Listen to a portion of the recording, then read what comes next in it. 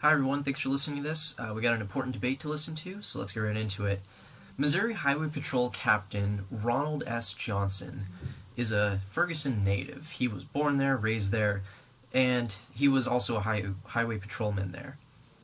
And what differentiated him from most of the police force in Ferguson was that he wasn't afraid to enter the crowd. He, instead of getting in riot gear and going out and threatening people, he went out and he walked around the people, asked them how they were going, and generally was nice to people and nonviolent. And because of this, the governor of Missouri made him the head of security for the Ferguson situation. And not only did Johnson march with the protesters, but he vowed not to blockade the street. He set up a staging area for the media. He ensured that residents' right to assemble and protest were not infringed upon. And he told the officers to take off their gas masks because he knew he wouldn't get to that point if we were nonviolent. And this is important because the resolution for today is that this House believes that police policy on protests needs reform. And it's absolutely true that it does. And so, Observation 1, Resolutional Analysis, Subpoint A, we reserve the right to define this as a policy debate. It's a policy because reform requires action. So subpoint B, police policy, we're going to define as the code of conduct enacted by local and county law enforcement. The important thing is that this is not military code, this is police code of conduct. Protest we're going to define as the mass expression of discontent with some policy or perceived injustice. And so, and then reform we're going to define as changing the status quo for the better.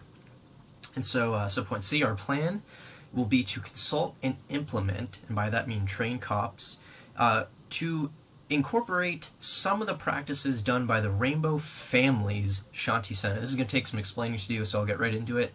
The Rainbow Family is a group of people from the 1970s who got together and wanted to protest both the Vietnam War and just general amounts of violence they saw all around them. And so these group kind of came from like the hippie Woodstock era kind of people. They would go into forests, national parks, and have huge gatherings to promote peace and non-violence and universal love. And they would have huge gatherings, sometimes up to 20,000 people or more. And when you have that many people, it's hard to enforce, general like social stability. And so what they did is they emulated Gandhi's idea of Shanti Sena, which literally in Sanskrit means peace force.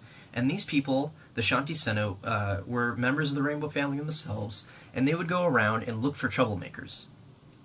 And if someone was acting inappropriately or acting in a violent manner, they would surround the person and see if they could talk to them, make sure they stop.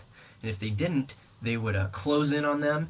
And if the person also continued to be violent towards other people or to be out of control, they would either take a rug and roll it around them, or they would try to, subdue them with a blanket or something, and then make sure they were wearing clothing and only tape over the clothing because they believed that touching skin was a violent act.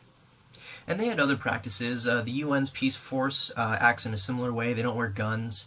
They'll stand between innocent people and people with weapons to protect them.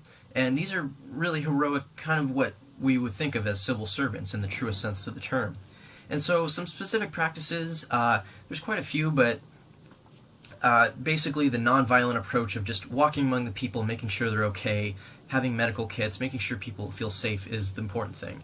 And so subpoint D, or criterion, we're going to define this with net benefits, keep it simple, whatever plan has the best approach to making sure that police act in a nonviolent way. And so subpoint, or observation 2, you can tackling this, fostering social harmony. Current police policies regarding the use of force are massively disapproved of.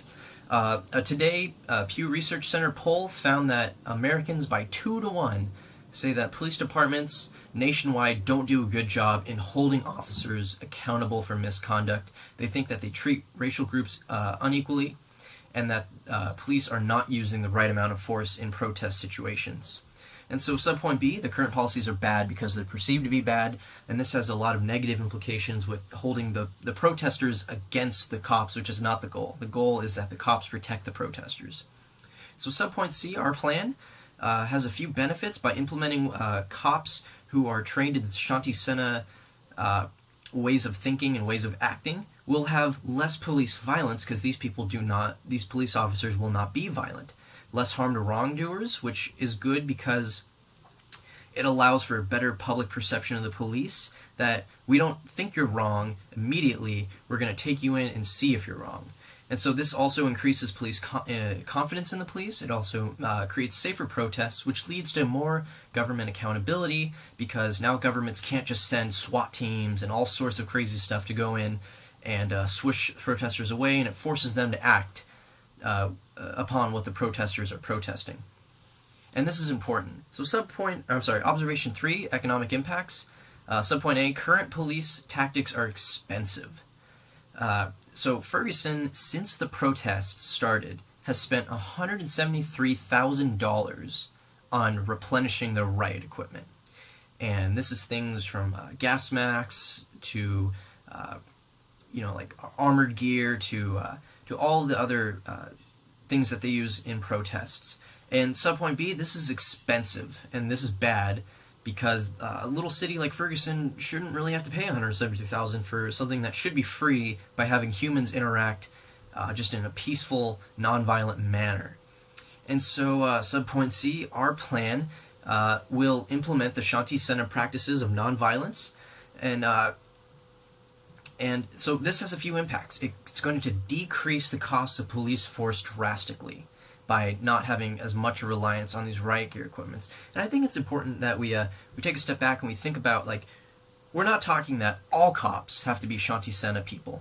However, that this should be the first approach we have with protests that aren't being violent. We should send these people out there, make sure they're safe, make sure they're fed, make sure that these people feel like their rights are being upheld, and that we shouldn't further instigate violence. And so, thank you.